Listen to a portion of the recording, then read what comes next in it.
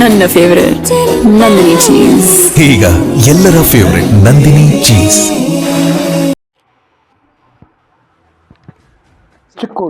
ಚಿಕ್ಕೋಡಿ ಪುರಸಭೆ ವತಿಯಿಂದ ಬಂದಂಥ ಒಂದು ವರದಿ.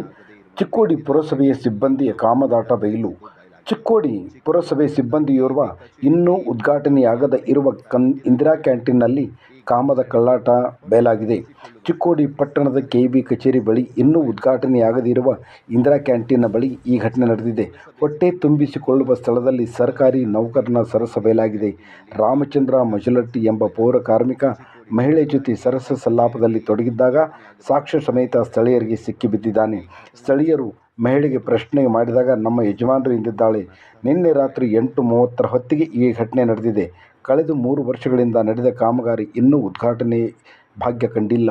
ಅಂಥದರಲ್ಲಿ ಇಂದಿರಾ ಕ್ಯಾಂಟೀನ್ ಅನೈತಿಕ ಚಟುವಟಿಕೆಗಳ ತಾಣವಾಗುತ್ತಿದೆಯಾ ಎಂದು ಸಾರ್ವಜನಿಕರು ಪ್ರಶ್ನೆ ಕೇಳ್ತಾ ಇದ್ದಾರೆ.